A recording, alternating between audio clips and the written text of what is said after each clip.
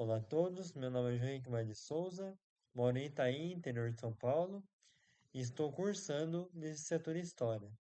Naturalmente, a ciência que eu pegarei para falar sobre é História. Tempo e espaço são muito importantes na história. O tempo, basicamente, é a matriz da história. Datas importantes, acontecimentos, quando aconteceu, como aconteceu. Uma linha do tempo é traçada para se estudar a história. E espaço também, o local que aconteceram tais coisas. Se a gente pegar, por exemplo, Revolução Francesa, na França, Revolução Russa, na Rússia, a Revolução Industrial começa ali na Inglaterra, mas se expande para toda a Europa, né? Napoleão, com a Revolução Francesa, também na França, a solidificação da União Soviética, pegando muitos países do leste europeu, o ataque de Hiroshima e Nagasaki, o ataque nuclear, que encerrou a Primeira Guerra. Então, o tempo é quando aconteceu, muito importante para a história. Datas, acontecimentos. Espaço aonde aconteceu. Também muito importante, porque fatos históricos muitas vezes moldam a cultura do lugar até hoje. Só no século passado, século XX, diversos fatos históricos aconteceram que a gente pode tratar aqui. Por exemplo, a Primeira Guerra Mundial, já no início do século, né? 1914 até 1918. É chamado de Guerra Mundial porque englobou países do mundo inteiro, dos 5 continentes, todos, né? E ele se começa em 14 e vai até 18. Durante 4 anos a gente tem essa guerra na Europa. O palco principal foi a Europa. A Revolução Russa, em 1917, né? Enquanto a Europa estava em guerra, a Rússia saiu e começou uma revolução interna. Em 17, que se consolidou a Revolução Russa, onde os comunistas tomaram o poder. A crise de 29, logo depois da guerra, os Estados Unidos começam a vender muita coisa para a Europa, mas a Europa se estabiliza e não precisa mais disso. Isso faz com que a Bolsa de Nova York quebre. E todos os países capitalistas ligados aos Estados Unidos quebram junto. Então é uma coisa que aconteceu em Nova York, mas que se espalhou para o mundo inteiro, capitalista. A gente também tem a ascensão de regimes totalitários na Europa. A Europa se fragilizou.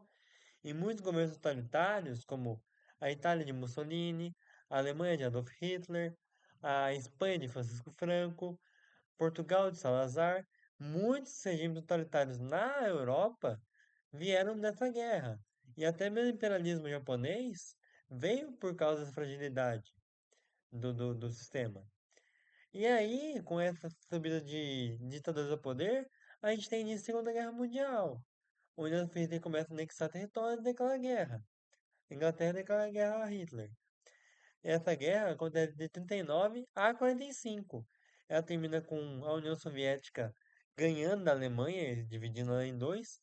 Hitler se suicida e Estados Unidos jogando a bomba nuclear em Hiroshima e Nagasaki. Ela se encerra aí, em 45. Daí, depois dessa guerra, a gente tem a briga capitalismo e comunismo, né? Que se inicia a Guerra Fria, que durou nesse período, né, até a queda da União Soviética, mais ou menos, até a perestroika. E a Guerra Fria tem início também a corrida espacial, né, onde os comunistas e os americanos, os russos e americanos, batalham para ver quem chega mais longe, né? Até chegar do homem na Lua, com os Estados Unidos ganhando a guerra espacial. Nós temos um acontecimento marcante também, que foi a queda do Muro de Berlim, em 89, que culmina no fim da divisão da Alemanha e onde se unem, né, os alemães comunistas e capitalistas. Em 91, eu acho que pode encerrar até o século na Europa, que é a queda da União Soviética. A União Soviética se dissolve, né, e volta a virar capitalista. Esse é um fato que marcou a Europa e acho que é muito importante tratar. Só que no século passado a gente não vai falar aqui de muitas coisas que aconteceram, tipo a Guerra da Coreia, a Guerra do Afeganistão, o golpe no Brasil, o golpe da ditadura militar, as diretas já, o Plano Real, a crise dos mísseis em Cuba, né, que também não foi na Europa, o impeachment do presidente Collor no Brasil. Então, muitas coisas aconteceram fora da Europa, em outros palcos, mas reverberaram no século passado. Então, olha que interessante, em apenas um século que a gente pegou, cada coisa aconteceu no seu ano, né? E isso é interessante. Como projeto de aula, a gente poderia pegar a turma, dividir em grupos e pedir para cada um ou pegar um século e fazer uma linha do tempo com os fatos mais marcantes daquele século, ou pegar um século inteiro e dividir, tipo, 20 em 20 anos. O que aconteceu nos primeiros 20 anos? Tipo, de 1900 a 1920, de 1920 a 1940, o que aconteceu?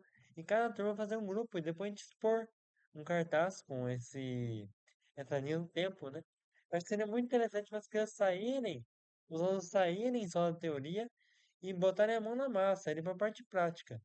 Isso seria uma estratégia interessante de estudo, eu acredito. E esse é o vídeo sobre a relação de tempo e espaço com a história. Espero que tenham gostado. Muito obrigado.